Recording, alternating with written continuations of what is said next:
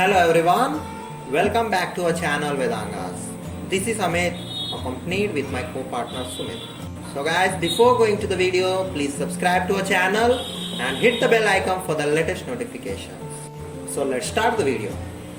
Hi everyone, so in this video we are going to learn about the relational database management system. And also in the previous video we have been discussed about the introduction to the relational database management system and the difference between the relational database management system and database management system. So in this video you are going to learn about the file-based data management system and its advantages, and also the database approaches and the level of architecture, the DBMS level of architecture, the 3 level of architecture. So let's start guys. So now coming to the file-based data management system. So now we are going to learn the file-based data management system, how it is used and what is file-based data management system and where it should be used. Okay. So what is file-based data management system? It is the system which are used to organize and maintain the data files. That is known as the file-based data system, right? And these file systems are used to handle the single or multiple files. Okay, so the file-based data management system is used to organize the files, the data files. Okay, and now the file-based data management system has some functionalities, it has some functions. Those are, a file-based system helps in basic data management for any user. It doesn't have a similar or a particular person to maintain a data. It has a basic data management for any user. Okay, so the file-based data management system also stored in the file-based system should remain consistent.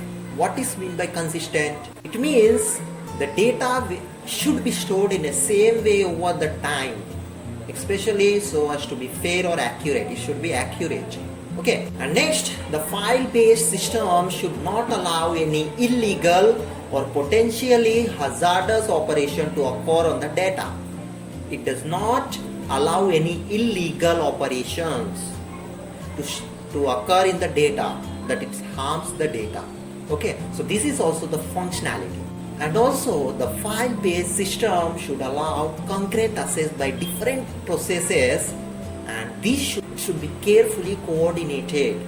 It should allow the concurrent access to the data. Okay, and also this system should make sure that the data is uniformly structured and stored so it is easier to assess it.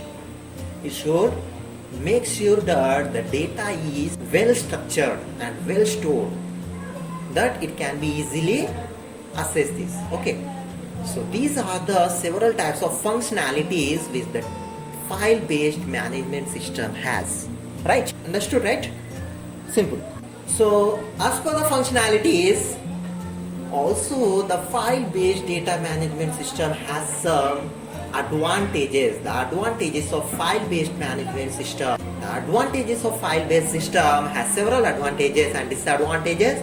The advantages are this file-based system is not complicated and it is simpler to use. It is very simple to use. Okay, it is not complicated. It is also quite inexpensive. It is not even expensive. This system is very inexpensive. So as the file-based system is very simple and cheap and easier to use, it is normally suitable for the home user and the owner of small business. It is not suitable for the large business. So the one advantage is it is very best for the normal user and normal small business. But one also advantage is that it is not most suitable for the large scale industries. Okay, fine. And since this file-based system is used by the smaller organization or an individual user, it stores a comparatively lesser amount of data. file-based system is used and suitable for only home users and small business. Why? That is because it stores only lesser amount of data. It doesn't store the highest range of data in it. Okay, so thus it is used in the normal users. Hence the data can be accessed faster and more easily. Even though it stores less amount of data, the data which it accesses, it is very faster and more easy.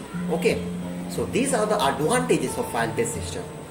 And now coming to the disadvantages of file-based system is this system is limited to a smaller size and cannot store large amount of data. So as we discussed, the advantage is it uses the normal users. It can be used by the normal user. And the disadvantages same. And this system is relatively uncomplicated. By this means it cannot support complicated queries, data recovery. So as we discussed the advantages, it is not complicated. So it is not complicated. It cannot get data recovery or any queries, etc. So this is one disadvantage. And also in this system there may be redundant data. Redundant means no longer needed for or useful. It is no longer useful. Okay. So this system, there may be a redundant data. It is not stored for the longer. And this file system does not have a complex mechanism to get rid of it.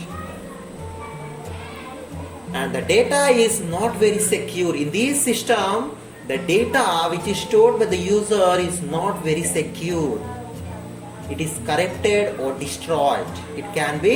There can be a lot of chances to be corrupted or to be destroyed. So it is that one of the disadvantages of file-based system, right? Understand? So now coming to the advantages of database management system over file system. Advantages of database management system over the file system. Okay. So there are several advantages of database management system over the file system. Those are, so the first advantages of database management system over file system is no redundant data. It means the redundancy removed by data normalization. It removes the data normalization. No data duplication saves storage and improves access time. In this, no data duplication saves and also stores and improves the access time. So this is one advantages. And next one, the data consistency and integrity. As we discussed earlier, the root cause of data inconsistency is data redundancy.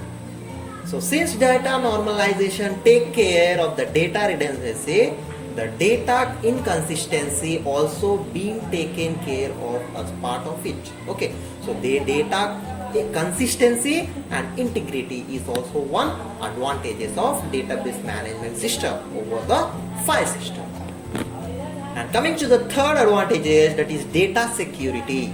So in this, it is easier to apply access constraint in the database system, so that only authorized user is able to access the data. So each user has a different set of access, thus the data is secured from the issues such as identity theft, data leaks and misuse of data. So the data security is also one advantage. So the next advantage is privacy. The database management system or file system has a limited access, means privacy of data. It has a limited. So next one, easy access to data. In this database system, it manages the data in such a way so that the data is easily accessible with fast response time. So the easy access to data is also an advantage. Next advantage is easy recovery. In this database management system, our file system, the database systems keeps the backup of data. It can recover the data. It is easier to do a full recovery of data in case of failure. If any failure, it is easy to assess the data. Okay. And the last one is flexible. The database system are more flexible than the file processing system. The file processing system, the database system is much flexible. Okay, so these are the advantages of database management system over the file system. Okay, easy, right? So now next one is database approach. So what is database approach and why it is used? So in order to remove all the limitations of file-based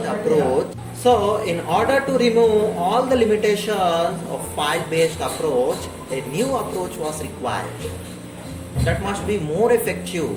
So that approach is known as the database approach. So the database is a shared collection of logical related data. It is designed to meet the information needs of an organization. And a database is a computer-based record-keeping system whose overall purpose is to record and maintain the information. The purpose of database is to record and maintain the information by the user, right? And the database is a single large repository of data which can be used simultaneously by many departments and users. Instead of disconnected files with redundant data, all data items are integrated with a minimum amount of duplication. Okay. So the database is no longer owned by one department. It is a shared corporate resource. It is not owned by only one department. It is a sharing to the corporate resources, several types of corporate resources.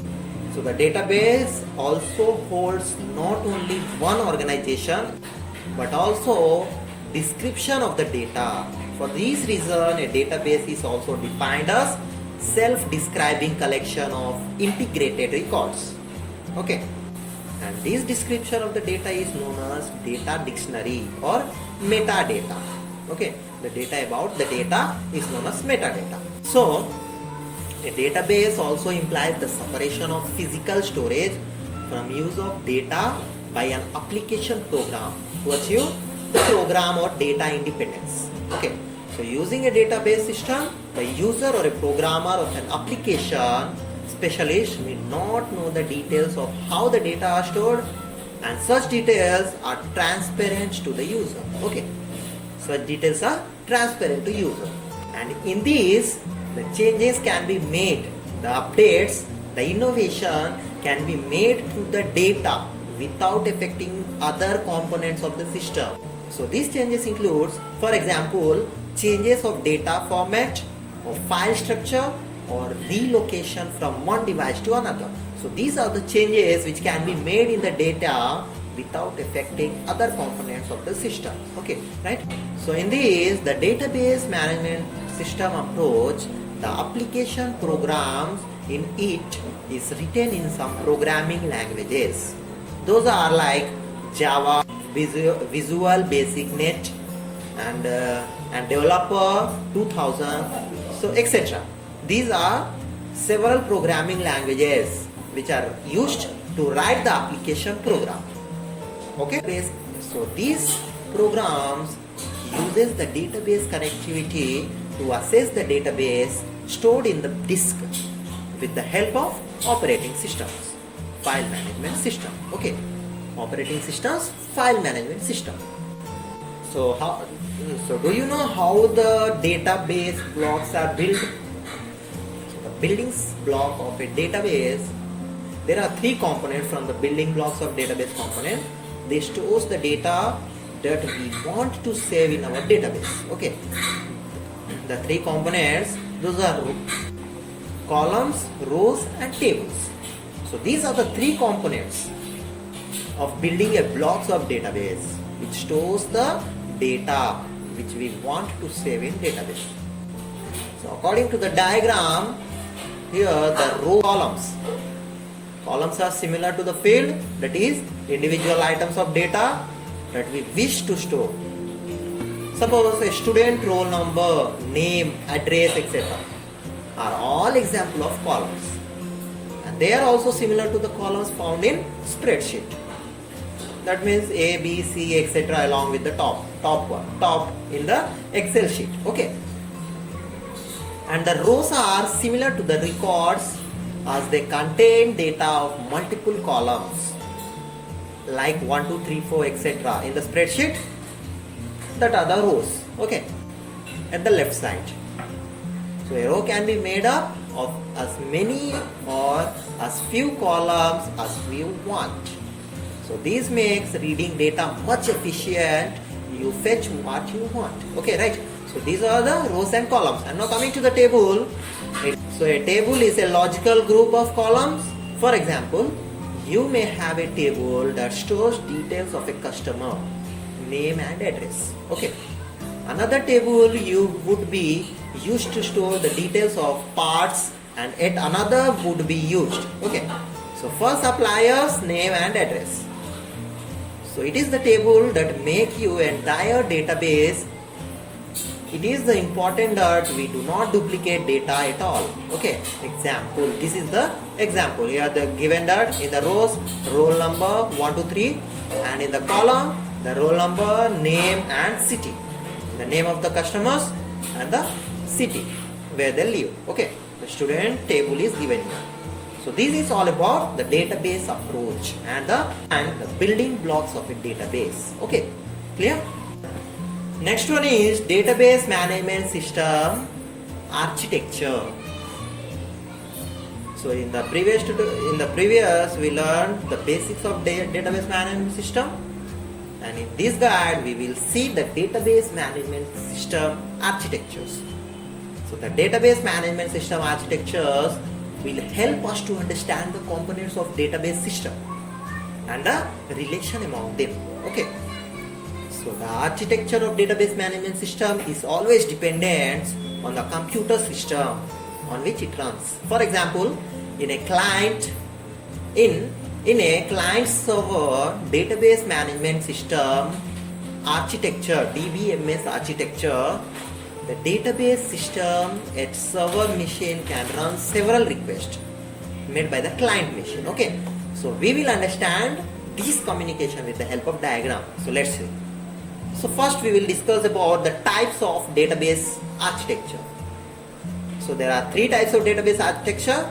One is single tier architecture, two tier architecture, or double tier architecture, and the third one is three tier architecture.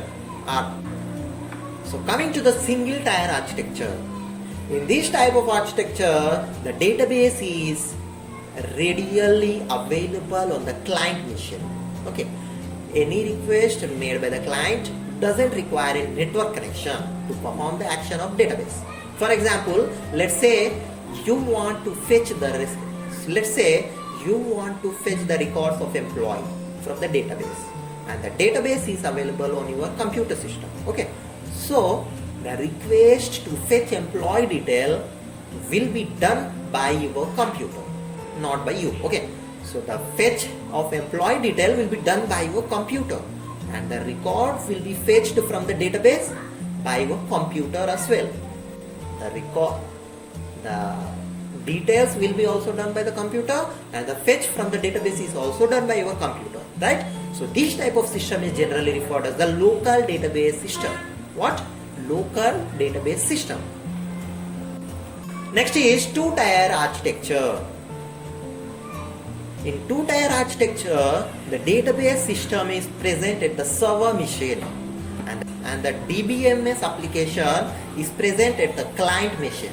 These two machines are connected with each other. Okay, so through a reliable network, as shown in the above diagram, through a reliable network, it is connected to the several machines. Here the client machine, database user, and DBMS application, and it is connected to the several machine, network connection to the several machine. So this is the two-tier architecture. Suppose whenever a client machine make a request to access the database present at server using a query language like SQL, the server performs the request on the database and the returns the result back to the client. The application connection interface such as JDBC and ODBC. So what is meant by JDBC and ODBC?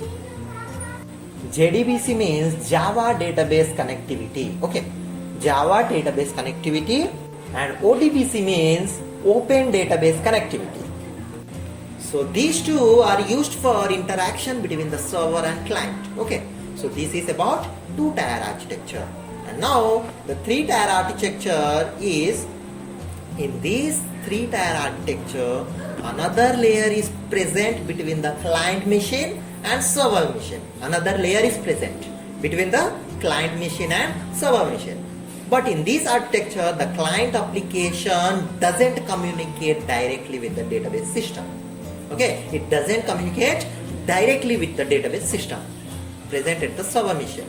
Rather, the client application, it communicates with server application, and the server application in turn communicates with the database system present at the server. Right? Understood? So this is about three-tier architecture. So in this database management system, it has three levels of architecture. So in previous what we have seen? We have seen DBMS architecture, database management architecture. One-tier architecture, two-tier architecture, and three-tier. So in this, we will discuss the three levels of database management system architecture in details. So what are they? Let's see. So the database management system three-level architecture diagram is given here. According to the diagram, the first one is external level architecture. This is the external level architecture. And this one is conceptual level architecture. And the third one is internal level architecture. And after this, it gets the database. Okay. So the three level of DBMS architecture are. So first one is external level architecture. It is also called view level. The reason this level is called view. So why it is called view level? It is called view because several users can view their desired data from this level, which is internally fetched from database with the help of conceptual and internal level mapping. Okay, so in this, several users are viewing the described data from the level internally. Okay, so this is known as view level or external level data. The user doesn't need to know the database schema details such as data structure, table definition, etc. User is only concerned about data, which is what returned back to the view level after it has been fetched from the database. Okay. And next is conceptual level. It is also called logical level. The whole design of the database, such as relationship among the data, schema of the data, etc., are described in this level. Database constraints and securities are also implemented in this level of the architecture. So this level is maintained by DBA, database administrator, right? So this is about conceptual level. And now last one is internal level. So the internal level is also known as physical level. This level describes how the data is actually stored in the storage device. It describes about the storage device, how it is stored. Okay. So this level is also responsible for allocating space to the data. It allocates the space to the data. This is the lowest level of the architecture. Fine? Is it right? So this is all about the database management system and the file-based management and the file-based data system and database 3 level of architecture. Right? Understood, right? So thank you for watching the video. Have a nice time.